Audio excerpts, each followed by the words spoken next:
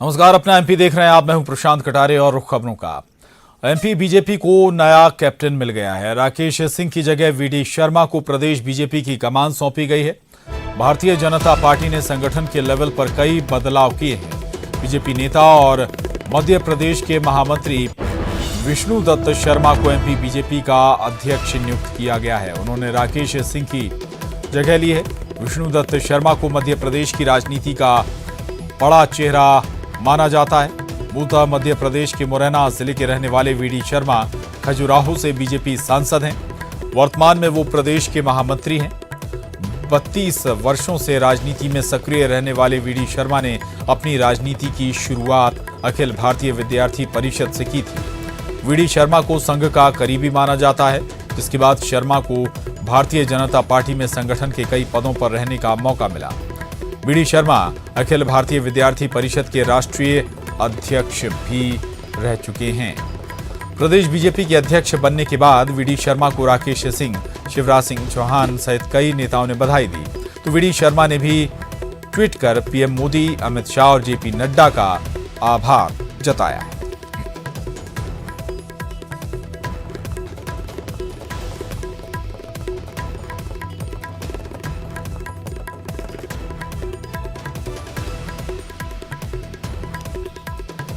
तो VD Sharma Madhya Pradesh BJP के नए अध्यक्ष बनाए गए हैं। बड़ी जिम्मेदारी वीडी शर्मा को दी गई है और वीडी शर्मा को यह महत्वपूर्ण पद मिलने के बाद कई दिग्गज नेताओं ने उन्हें शुभकामनाएं और बधाई भी दी हैं। पूर्व बीजेपी प्रदेश अध्यक्ष राकेश सिंह ने भी उन्हें शुभकामनाएं और बधाई दी। इस संगठन को तैयार किया है। मैं तो उसका एक छोटा सा निमित्त मात्र कार्यकर्ता के नाते से आज मैं यहाँ पर मुझे जिम्मेदारी दी है इन सब के कामों को आगे बढ़ाना और भारतीय जनता पार्टी के संगठन के इतने व्यापक स्वरूप जो खड़ा किया है उसमें हम कैसे सहयोगी बन सकते हैं, प्रयास मेरा लगातार रहेगा। यही मेरी आज मध्य प्रदेश के सभी कार्यकर्ताओं से मैं तो सब कार्यकर्ताओं को अपील भी करता हूँ और हम सब मिलकर के संगठन को और ताकत के साथ मध्य प्रदेश के अंदर आगे बढ़ने का प्रयास करें। सर, दो उपचुनाव है सर विधानसभा के। प्रदेश में 2 उपचुनाव है सर विधानसभा के। उसको किस चुनौती के रूप में लेंगे? चुनाव के लिए हमेशा सक्षम और तैयार है। ये 24 घंटे काम करने वाला संगठन है, इसलिए हर चुनाव के लिए भारतीय जनता पार्टी 24 घंटे तैयार रह करके काम करती है।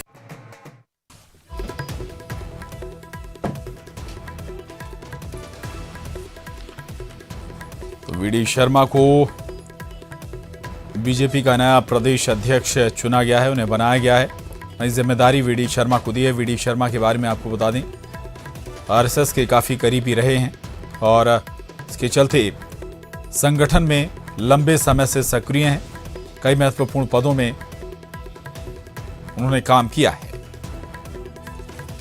मध्य प्रदेश के जो हाल आज जिस प्रकार के हैं कि कमलनाथ की सरकार ने इस मध्य प्रदेश को जिस गर्त में वो लेकर के गए हैं, भारतीय जनता पार्टी का कार्यकर्ता बहुत सशक्त और सक्षम और ताकतवर है। इस दुरावस्था के खिलाफ भारतीय जनता पार्टी मध्य प्रदेश के अंदर कमलनाथ की सरकार को लेकर जो आज दुरावस्था पूरे मध्य प्रदेश के अंदर बनी है, इसकी ईंट से ईंट बजा देगा। अब स्वाभाविक रूप से परिवर्तन एक प्रक्रिया है। ये तय था कि परिवर्तन होना है। मुझे भी इसके बारे में पहले ही सूचित कर दिया गया था और मुझे प्रसन्नता है कि एक योग्य और कर्मठ व्यक्ति के हाथों में शीर्ष नेतृत्व ने भारतीय जनता पार्टी की कमान सौंपी है। विष्णु दत्त जी शर्मा विद्यार्थी परिषद से लेकर और अभी तक पार्टी के एक कुशल कार्यकर्ता रहे हैं और आज भी मेरे महामंत्री के रूप में मेरे साथ काम कर रहे थे। खजुराहो से सांसद हैं और मैं उम्मीद कर रहा हूं कि नेतृत्व के इस निर्णय से पार्टी को एक नई ऊर्जा मिलेगी। अपेक्षाकृत युवा हैं, उत्साही हैं और उसके साथ साथ काम करने का जुनून है और इसलिए मैं ऐसा मानता हूं कि ये निर्णय श्रेष्ठ निर्णय है और पार्टी को ताकत मिलेगी, पार्टी के कार्यों का विस्तार होगा और आने वाले समय में पार्टी अधिक मजबूत रूप में दिखाई देगी। सकारात्मक बदलाव से बता रहे हैं और कह रहे हैं कि नई ऊर्जा संगठन को मिलेगी। उधर वीडी शर्मा को बीजेपी के नए प्रदेश अध्यक्ष बनने पर विधानसभा उपाध्यक्ष हिना कांवरे ने भी बधाई दी है। ये पार्टी का निर्णय है, वो जिस हिसाब से भी निर्णय है, उनकी प्रदेश सरकार में कांग्रेस की सरकार है और अपनी भूमिका अपने हिसाब से रखी। अच्छा है कि नए व्यक्ति आए हैं तो नए चैलेंजेस भी हैं। सरकार अपना काम कर रही है, विपक्ष अपनी भूमिका अदा करेगा, उसमें प्रदेश अध्यक्ष की भूमिका महत्वपूर्ण होती है। वहीं सीएम कमलनाथ ने बीजेपी के प्रदेश अध्यक्ष बनने पर वीडी शर्मा को बधाई दी है। उन्होंने ट्वीट किया कि प्रदेश के खजुराहो से सांसद विष्णुदत्त शर्मा को मध्य प्रदेश बीजेपी के अध्यक्ष पद पर नियुक्त होने पर बहुत बहुत बधाई। उम्मीद करता हूं कि प्रदेश के विकास, प्रगति और प्रदेशवासियों की भलाई के लिए प्रदेश सरकार द्वारा किए जा रहे कार्यों में इनका सहयोग मिलेगा। तो मुख्यमंत्री कमलनाथ ने भी बधाई दी है वीडी शर्मा को और ये भी कहा है कि इनके जरिए प्रदेश सरकार में किए जा रहे काम, सरकार के जरिए किए जा रहे बेहतर कामों में सहयोग मिलेगा।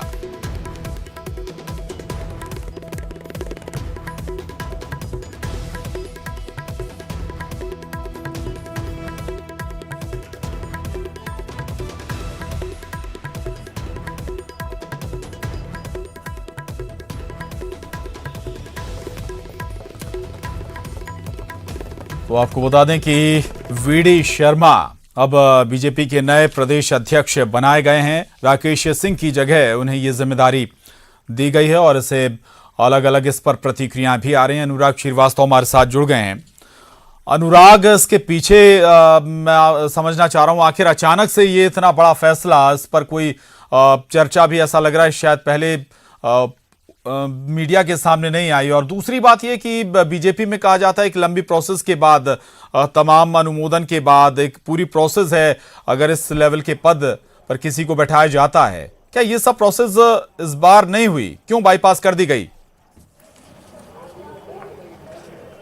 देखिए प्रशांत, ये काफ़ी लंबी प्रक्रिया है और अभी भी यदि सदस्यता अभियान और ब्लॉक जिला से लेकर प्रदेश अध्यक्ष तक के चुनाव को लेकर संगठन में कई प्रक्रियाओं को अपनाया गया था और उसके बाद ही राष्ट्रीय अध्यक्ष का चुनाव हुआ था। जेपी नड्डा को राष्ट्रीय अध्यक्ष की कमान सौंपी गई थी और उसी के बाद ही अटकलें लगाई जा रही थी कि बीजेपी का प्रदेश अध्यक्ष को भी बदला जाएगा। और ये भी इस बात को लेकर भी चर्चा थी कि पार्टी ने इस बार जो गाइडलाइन तय की है उसके तहत युवा चेहरे को ही प्रदेश बीजेपी अध्यक्ष की कमान सौंपी जाएगी। और उसमें जो परफेक्ट चेहरा निकल कर आया है वो वीडी शर्मा का है। 50 साल के वीडी शर्मा का जो संगठन अनुभव है वो काफ़ी लंबा है, न सिर्फ संगठन के तौर पर, क्योंकि वो अखिल भारतीय विद्यार्थी परिषद में राष्ट्रीय स्तर पर संगठन को देख चुके हैं। इसके अलावा नेहरू युवा केंद्र के राष्ट्रीय उपाध्यक्ष के तौर पर वो काम कर चुके हैं और इस समय वो बीजेपी में प्रदेश महामंत्री के तौर पर काम कर रहे हैं। और इसके अलावा अब वो खजुराहो से सांसद भी हैं। तो पार्टी की मंशा इसी बात को लेकर थी कि युवा चेहरे को अब प्रदेश की कमान सौंपी जाए। और जिस तरीके से प्रदेश में 2000 जो अभी हाल में विधानसभा का चुनाव हुआ है उसमें बीजेपी को हार का सामना करना पड़ा था, उसी के बाद से अटकलें लगाई जा रही थी कि अब बीजेपी में बड़ा बदलाव किया जाएगा और जो प्रदेश अध्यक्ष की कमान है वो युवा हाथों को सौंपी जाएगी और उसमें उसी के तहत वीडी शर्मा को पार्टी ने चुना है।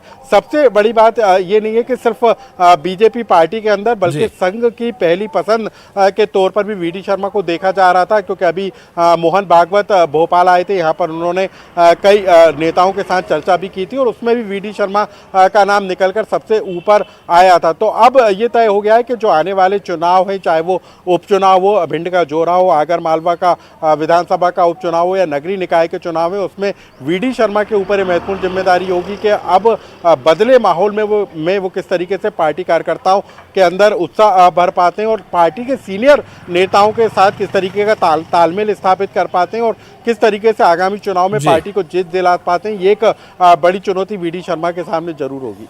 प्रशांत, बिल्कुल बिल्कुल। तो अनुराग, दो बातें, एक तो ये कि क्या केवल इन्हें आरएसएस के नजदीकी होने का फायदा मिला है या फिर इनकी जो सांगठनिक क्षमताएं हैं वो उनका भी इन्हें लाभ मिला है? दूसरी बात ये जो आप जिक्र कर रहे हैं, सांगठनिक क्षमता के साथ साथ चुनावी सियासत का भी परीक्षा वीडी शर्मा की तुरंत होने वाली है इस लिहाज से।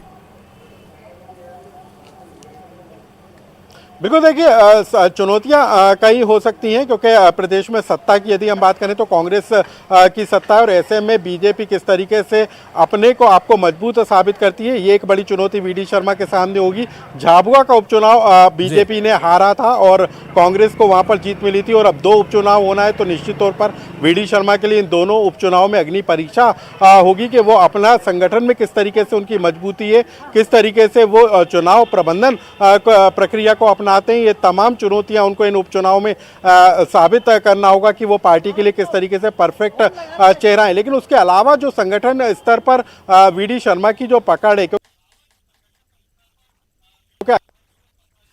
परिषद के जरिए न सिर्फ आरएसएस बल्कि संगठन में भी उनकी खासी पकड़ रही है और बीजेपी में प्रदेश महामंत्री होने के नाते भी संगठन में भी उनकी खासी पकड़ मजबूत है। और यदि हम बात करें युवा मोर्चा की तो युवा मोर्चा का जो प्रदेश अध्यक्ष हैं वो भी वीडी शर्मा के करीबी बताए जाते हैं। तो ऐसे में जमावट वीडी शर्मा ने काफी पहले से कर ली थी और यही कारण था कि संगठन से लेकर आरएसएस तक के लिए वो पहली पसंद बने हुए थे और पार्टी ने इसी के तहत वीडी शर्मा का चुनाव किया है। और इस पार्टी के फैसले के बाद जिस तरीके से पार्टी के बड़े नेताओं की प्रतिक्रिया निकल कर आ रही है, चाहे वो शिवराज सिंह चौहान हो या फिर राकेश सिंह हो, सभी एक बात कहते हुए नजर आ रहे हैं कि पार्टी का जो फैसला है वो स्वागत योग्य है और युवा चेहरे के सहारे पार्टी एक नई ऊर्जा और उत्साह के साथ प्रदेश के अंदर काम करेगी। तो ये संकेत तो पार्टी के नेता जरूर देते हुए नजर आ रहे हैं कि भले ही उनके राजनीतिक अनुभव के मुकाबले वीडी शर्मा का कद कम हो, लेकिन वो पार्टी के फैसले के साथ खड़े होंगे और जो पार्टी का प्रदेश अध्यक्ष अब जो फैसले लेगा उसमें वो उनके साथ होंगे। तो कुल मिलाकर आने वाले दिनों में किस तरीके का नजारा पार्टी के अंदर देखने को मिलता है वो देखने वाली बात होगी। लेकिन उससे पहले पार्टी के फैसले को लेकर जिस तरीके से प्रतिक्रियाएं निकल कर आ रही हैं उससे साफ तौर पर जाहिर होता है कि अब वीडी शर्मा के नेतृत्व में पार्टी आगे काम करेगी और किस तरीके से नतीजे निकल कर आते हैं ये तो आने वाले समय में ही पता चल पाएगा।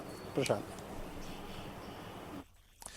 बिल्कुल बिल्कुल अनुराग, एक और पहलू भी आपसे समझना चाहूंगा। आखिर ग्वालियर चंबल से आते हैं, भिंड के रहने वाले हैं वीडी शर्मा। लोकसभा चुनाव छोड़ दें, विधानसभा चुनाव में बहुत ही बुरा प्रदर्शन बीजेपी ने किया था इस पर्टिकुलर क्षेत्र में। अब वहां से नेतृत्व देने का भी कोई एक खास मकसद हो सकता है क्या?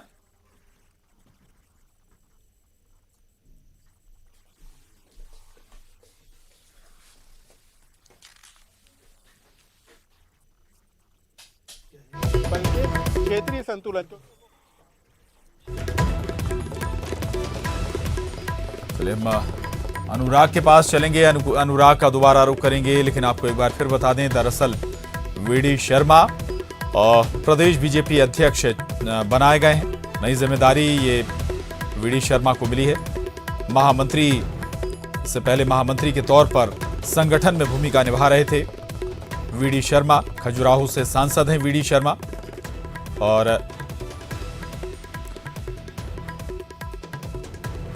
इतना ही नहीं, ये भी आपको बता दें कि वीडी शर्मा को लोकसभा में टिकट दिए जाने से पहले विधानसभा के भी वो दावेदार थे, लेकिन टिकट तब उन्हें नहीं मिला। लेकिन अब देखिए लगातार बड़ी जिम्मेदारी उन्हें मिलती और अब प्रदेश बीजेपी अध्यक्ष का जिम्मा उन्हें दिया गया है। हालांकि चुनौतियां कई हैं वीडी शर्मा के सामने। अगली खबर का रुख करेंगे, बड़ी खबर है।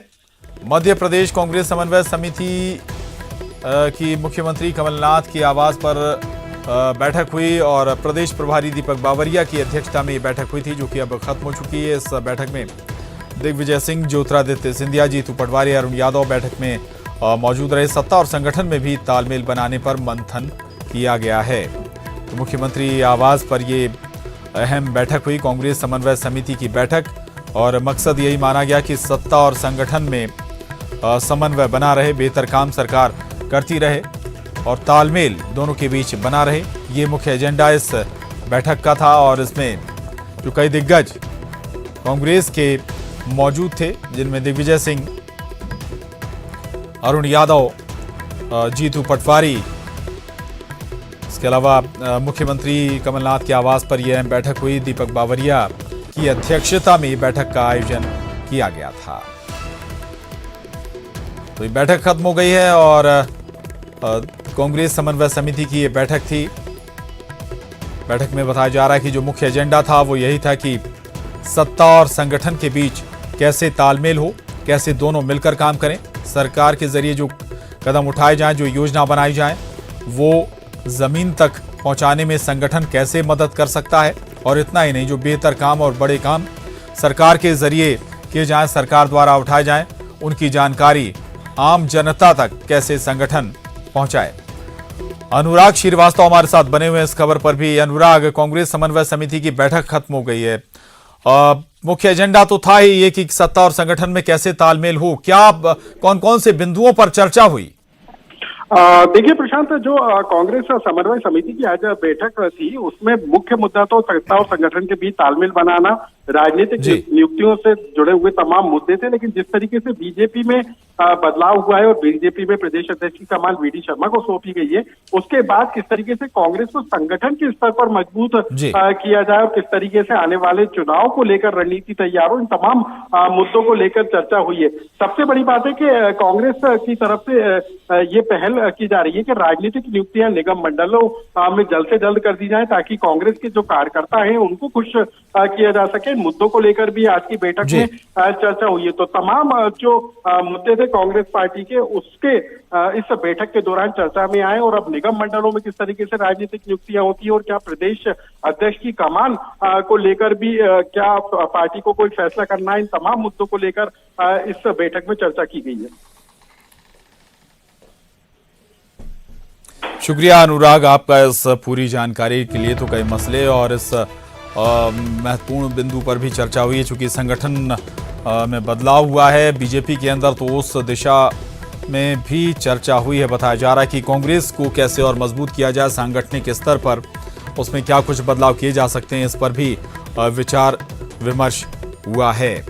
तो एक तरफ सत्ता और संगठन में तालमेल बनाने के मद्देनजर कांग्रेस समन्वय समिति की बैठक आयोजित की गई थी। मुख्यमंत्री कमलनाथ के आवास पर यह बैठक आयोजित हुई, जिसमें कांग्रेस प्रभारी दीपक बावरिया की अध्यक्षता में बैठक में कई मसलों पर चर्चा हुई। और जो सबसे महत्वपूर्ण मसला था वो सत्ता और संगठन में कैसे समन्वय हो, तालमेल बने, बेहतर काम सरकार के जरिए किए जाएं, कैसे जनता तक उन्हें और उनकी जानकारी पहुंचाई जाए। लेकिन दूसरी तरफ हाल ही में एक और बड़ा डेवलपमेंट बीजेपी के अंदर हुआ। बीजेपी को नया प्रदेश अध्यक्ष मिला है और उस संबंध में भी बताया जा रहा है कि बात हुई है कि सांगठनिक स्तर पर कांग्रेस को और कैसे मजबूती दी जाए, यानी कि केवल सरकार ही मजबूत ना रहे बल्कि कांग्रेस संगठन भी मध्य प्रदेश में बेहतर काम करे मजबूती के साथ, और इसमें भी कुछ बदलाव की दरकार और उन तमाम पहलुओं पर चर्चा हुई है। आपको बता दें कि ये समन्वय समिति की बैठक थी जो कि खत्म हो चुकी है और इस बैठक में तमाम दिग्गज चेहरे कांग्रेस के शामिल रहे, जिनमें मुख्यमंत्री के आवास पर आयोजित हुई इस बैठक की अध्यक्षता दीपक बावरिया ने की। साथ ही ज्योतिरादित्य सिंधिया, दिग्विजय सिंह, अरुण यादव, जीतू पटवारी और दूसरे कांग्रेस के दिग्गज इस समन्वय समिति की बैठक में शामिल हुए हैं। महत्वपूर्ण चर्चा हुई और ये बहुत ही महत्वपूर्ण बैठक मानी जा रही है। अब देखना होगा कि इस बैठक के बाद क्या कुछ संतुलन, क्या कुछ समन्वय सत्ता और संगठन में नजर आता है, क्योंकि हाल फिलहाल हम देखें लगभग एक साल में जो कांग्रेस के नेता सरकार में है नहीं, उनके जरिए कई ऐसे बयान दिए गए जिससे परेशानी सरकार की बढ़ती हुई नजर आई। अशरफ काजमी हमारे साथ जुड़ गए हैं दिल्ली से और जानकारी के साथ। अशरफ, क्या हाइलाइट्स इस बैठक की?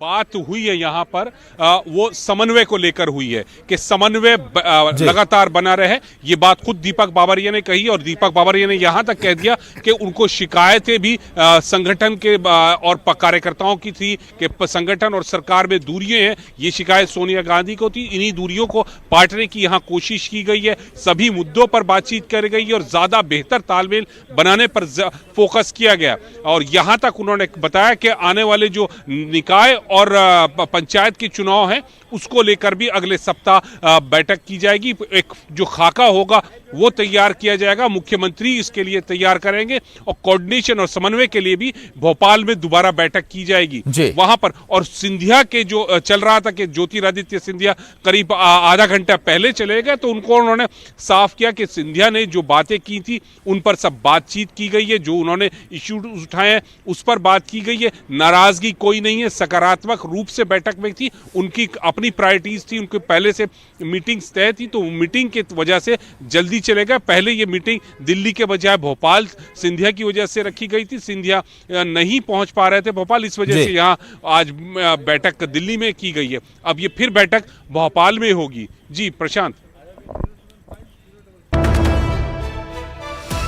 ब्रेक के बाद बड़ी खबर आपको बता दें कि पूरा बच्चन परिवार आज भोपाल में है। फिल्म अभिनेता अमिताभ बच्चन भोपाल पहुंचे हैं और उनके साथ में उनकी पत्नी जया बच्चन भी हैं। इसके अलावा बेटा अभिषेक और ऐश्वर्या भी बताया जा रहा है कि भोपाल पहुंचे हुए हैं। तो पूरा बच्चन परिवार, बच्चन फैमिली आज भोपाल में है।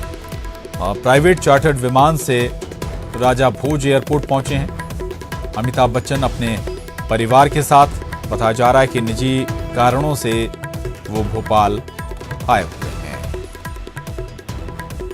जितेंद्र हमारे साथ जुड़ गए हैं जानकारी के साथ। जितेंद्र, पूरा बच्चन परिवार आज भोपाल में है, निजी कारण बताए जा रहे हैं, क्या जानकारी और इस निजी दौरे से जुड़ी हुई?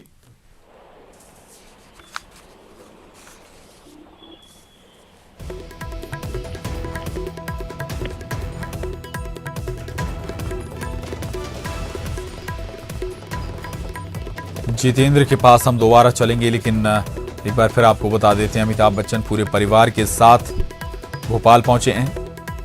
निजी विमान से, चार्टर प्लेन से भोपाल आए हैं। बताया जा रहा है निजी वजह इस दौरे की है। जितेंद्र हमारे साथ जुड़ गए हैं। जितेंद्र, क्या जानकारी इस दौरे से जुड़ी हुई?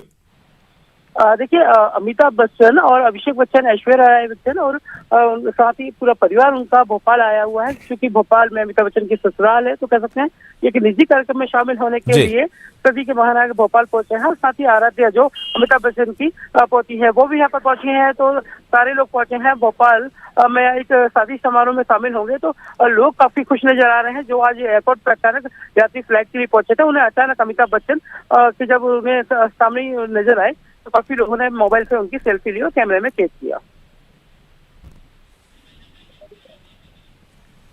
जी शुक्रिया जितेंद्र आपका इस जानकारी के लिए। तो आज पूरा बच्चन परिवार भोपाल में है। बहरहाल इस बुलेटिन में बस इतना ही। खबरों का सिलसिला लगातार जारी है।